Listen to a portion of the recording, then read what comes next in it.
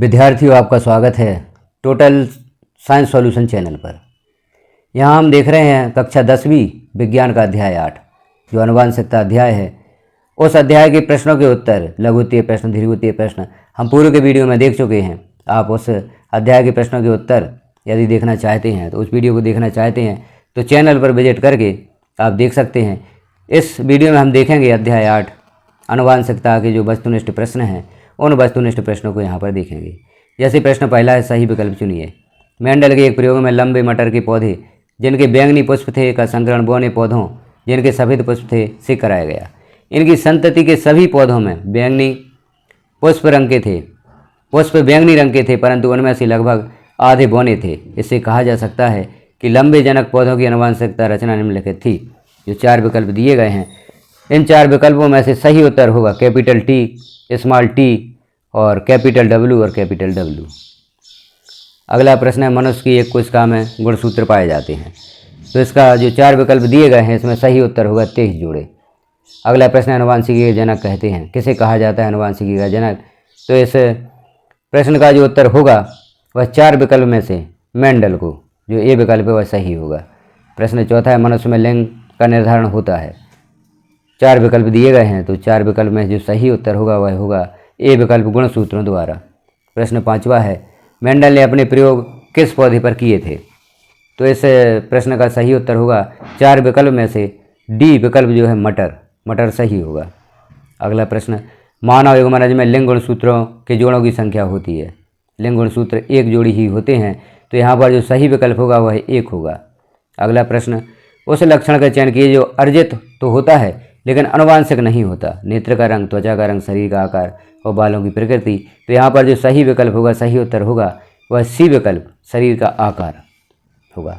प्रश्न 8वां, एक मनुष्य जिसमें पिता से प्राप्त एक्स गुणसूत्र है विकसित होगा लड़के में, लड़की में, या एक्स गुणसूत्र लिंग निर्धारण नहीं करता, या तो लड़के में या लड़की में। तो इसका जो सही उत्तर होगा बी विकल्प, लड़की में।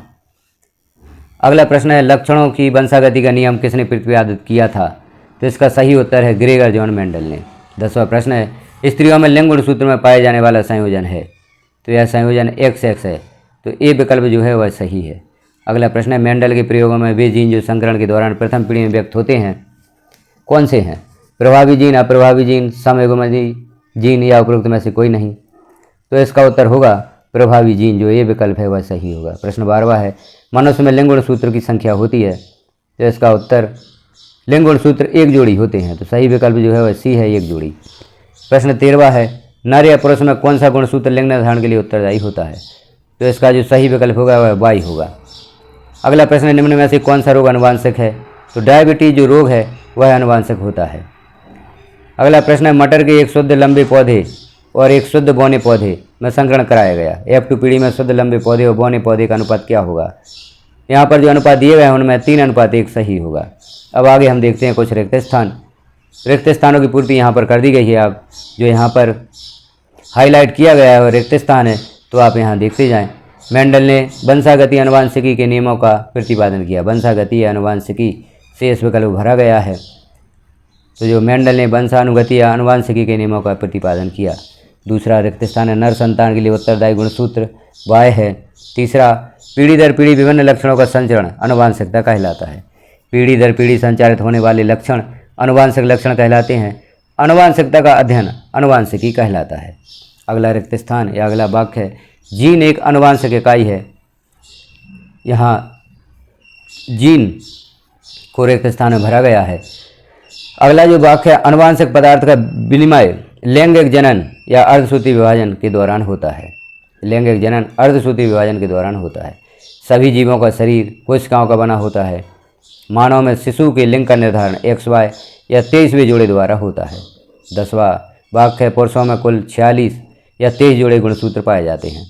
11वां वाक्य है, स्त्रियों में कुल 46 या 23 जोड़ी गुणसूत्र पाए जाते हैं।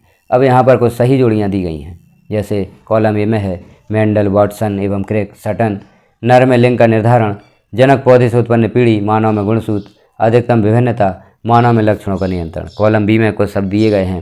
अब किस शब्द का किससे मिलान होगा उसे हम देखते हैं। जो सही उत्तर दिया गया है यहाँ पर आप देखें, जैसे मेंडल, इसकी जोड़ी अनुवांशिकता से मिलेगी।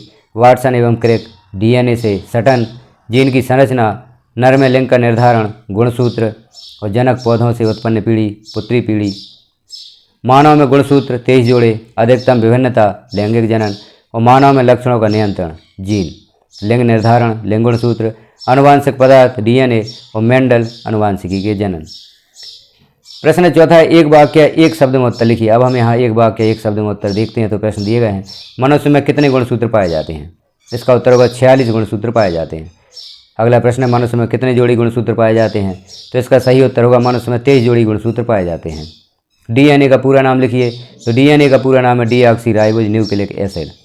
चौथा है, आनुवांशिकी के जनक का नाम अथवा आनुवांशिकी का प्रतिपादन किसने किया? तो ग्रेगर जॉन मेंडल ने। इसका उत्तर होगा। लिंग निर्धारण करने वाले गुणसूत्र को क्या कहते हैं? उसे लिंग गुणसूत्र कहते हैं। अगला प्रश्न है, वंशागति के मुख्य नियम किसने प्रस्तुत किए? तो उत्तर होगा ग्रेगर जॉन मेंडल ने। अगला प्रश्न है, मेंडल ने आनुवांशिकता के लक्षणों के वाहक को क्या नाम दिया? तो उसका उत्तर होगा फैक्टर या कारक। मेंडल ने आनुवांशिक के लक्षणों के वाहक को फैक्टर या कारक नाम दिया था। जीन की खोज करने वाले वैज्ञानिक का नाम बताइए। तो वह होंगे विल्हेम जोहानसन। प्रश्न 9 है, एक उभयलिंगी जीव का नाम बताइए। तो इसका उत्तर है केंचुआ। 10वां प्रश्न है, मनुष्य में अलिंगी गुणसूत्रों की संख्या कितनी होती है? तो उत्तर होगा 44 या 22 जोड़े। 11वां प्रश्न है, शरीर में डीएनए कहाँ पाया जाता है? उत्तर होगा गुणसूत्र में। प्रभावी लक्षण किसे कहते हैं?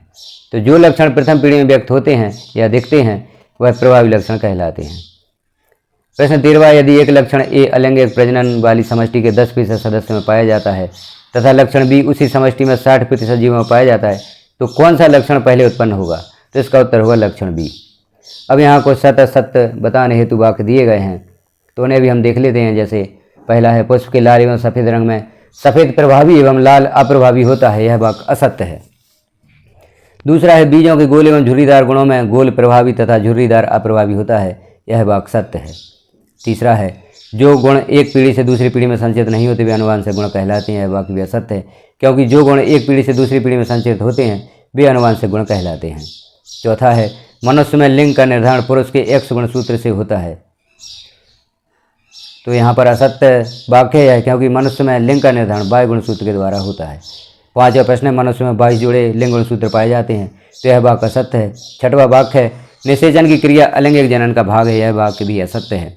मटर के पौधे में कोई विरोधी लक्षण नहीं पाए जाते, यह वाक्य भी असत्य है। जीन को कारक या निर्धारक भी कहा जाता है, यह वाक्य सत्य है। प्रत्येक जीव या प्रत्येक जीन एक विशेष प्रोटीन का संश्लेषण करता है, यह वाक्य सत्य है। मेंडल ने अपने प्रयोग के लिए टमाटर के पौधे को चुना, यह वाक्य सत्य है, क्योंकि उन्होंने मटर के पौधे को चुना था। अगला जो 11वां वाक्य वह नई स्पीसीज का निर्माण हो सकता है जब जनन कोशिकाओं के डीएनए में महत्वपूर्ण परिवर्तन होते हैं, यह वाक्य सत्य है। और जिन अंगों का हम निरंतर उपयोग करते हैं वे क्षीण होते जाते हैं, यह वाक्य भी असत्य है।